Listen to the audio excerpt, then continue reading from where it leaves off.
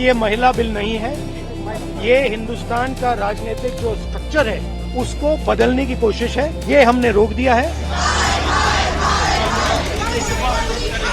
पिछले 11 साल में ऐसा पहली बार हुआ कि लोकसभा में कोई बिल गिरा हो। लोकसभा में महिला आरक्षण विधेयक पारित नहीं हो सका।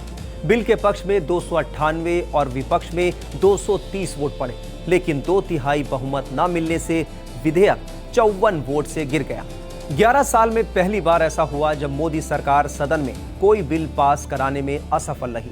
सदन में तीखी बहस, शेरो शायरी, आरोप प्रत्यारोप और हंगामे के बीच निचले सदन में बिल पर जरूरी वोट नहीं पड़े। कहां चूक हुई कि बिल पास नहीं हो सका और विपक्ष की इसे लेकर क्या तैयारी थी, ये आपको आगे बताएंगे। लेकिन महिला आरक्षण बिल गिरने के खिलाफ देश भर में आज बीजेपी का प्रदर्शन है। बीजेपी नेता और यूपी राज्य महिला आयोग के उपाध्यक्ष ने किस तरह विपक्ष पर गुस्सा निकाला, पहले ये सुनिए। महिला आरक्षण बिल लोकसभा में पास नहीं हो पाया, क्या कुछ कहेंगे? बहुत ही दुखद है, बहुत दुर्भाग्यपूर्ण है। और आज इस काली रात में मैं इन दुर्योधन और दुशासन जैसी मानसिकता वाली पार्टियों का झंडा जला करके नारी अस्मिता की ज्योति जलाने आई हूँ। इन पार्टियों को, इन विपक्षियों को कभी देश की नारी माफ नहीं करेगी। इनको याद रखना चाहिए कि ऑपरेशन सिंदूर हो चाहे कहीं भी हो, हर जगह हर महिला ने अपना कौशल दिखाया है। हर क्षेत्र में जहां महिला को मौका दिया गया है। ये विपक्षी चाहते ही नहीं कि देश की आम महिला पार्लियामेंट तक पहुंचे, विधानसभा तक पहुंचे। और यही बात लेकर के आज हम इस विरोध को दर्ज कराने आए हैं। इस रात हम जो है इनका झंडा जला करके अपना प्रदर्शन जारी करेंगे।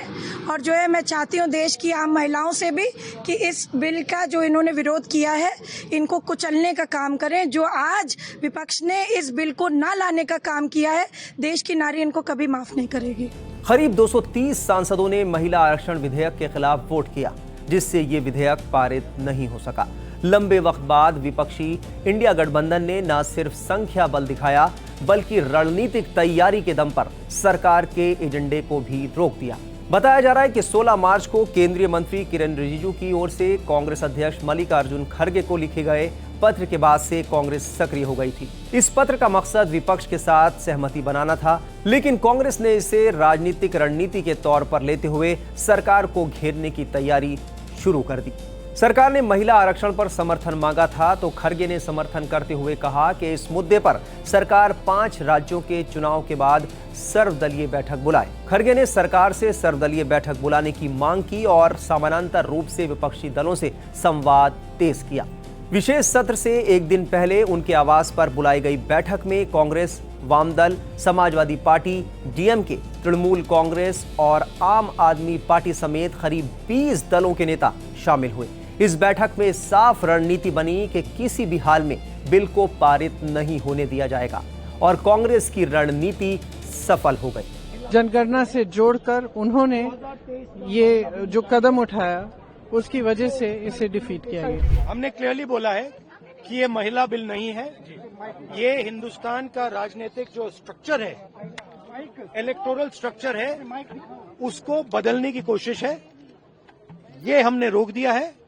और मैं अभी कह रहा हूं, प्रधानमंत्री से कह रहा हूं, अगर आप महिला बिल चाहते हैं 2023 का महिला बिल निकालिए, उसका इम्प्लीमेंटेशन आज से करिए और पूरा का पूरा ऑपोजिशन 100% आपको समर्थन देगा और महिला बिल हम इमीडिएट इम्प्लीमेंटेशन करा देंगे। रणनीति के तहत विपक्ष ने अपने सांसदों की पूरी मौजूदगी सुनिश्चित करने पर जोर दिया। राहुल गांधी ने आग्रह किया कि पूरी संख्या यानी तादाद नहीं जुटी तो सीधा फायदा बीजेपी को होगा।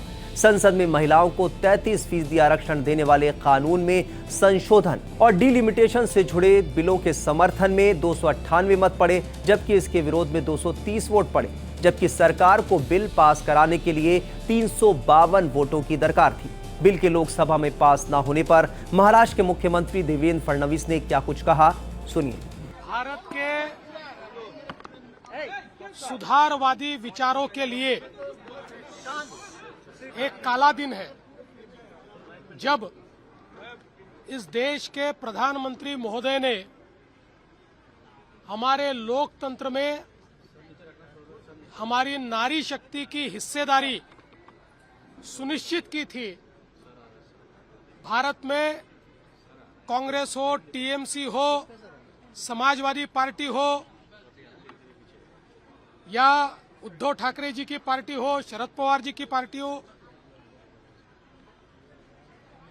हमारे तमिलनाडु की डीएमके हो, ये सारी पार्टियों ने मिलकर 2/3 मेजॉरिटी इसको नहीं मिलने दी। प्रस्ताव संविधान संशोधन का था, 2/3 मेजॉरिटी की आवश्यकता थी, लेकिन हम सबने देखा 298 वोट्स इसकी और महिलाओं को आरक्षण दिया जाए इसके लिए कास्ट हुए और 230 वोट उसके विरोध में हुए और 2/3 मेजॉरिटी न मिलने के कारण यह संविधान संशोधन नहीं हो पाया। मैं ऐसा मानता हूं कि आज अपोजिशन का महिला विरोधी चेहरा सामने आया है और विशेष रूप से मुझे तो आश्चर्य लगता है कि ममता दीदी जैसी एक महिला मुख्यमंत्री ये भी इसका विरोध करती है। कहीं ना कहीं बंगाल में, तमिलनाडु में महिलाएं इसका जवाब देगी। भले ही आज इस बिल को, इस संविधान संशोधन को परास्त करने का काम हुआ होगा, लेकिन कल से नारी शक्ति की लड़ाई शुरू होगी और वो तब तक जारी रहेगी जब तक हमारी नारी शक्ति को भारत की लोकसभा में और राज्य की विधानसभाओं में आरक्षण नहीं मिलता। उधर गृह मंत्री अमित शाह ने ये बिल गिरने के लिए कांग्रेस, तृणमूल कांग्रेस और बाकी विपक्षी दलों को जिम्मेदार ठहराया है।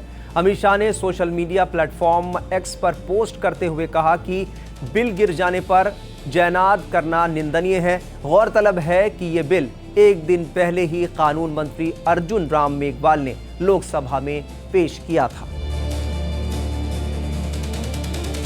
तो देश दुनिया की तमाम खबरों के लिए आप बने रहिए टाइम्स नाउ भारत के डिजिटल प्लेटफॉर्म के साथ।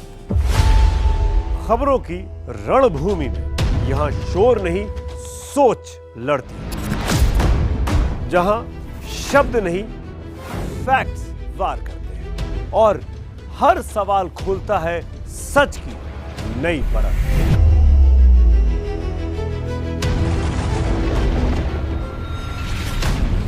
चक्रव्यूह आपके अपने सुमित अवस्थी के साथ सोमवार से शुक्रवार शाम 6:57 पर टाइम्स नाउ नव भारत पर।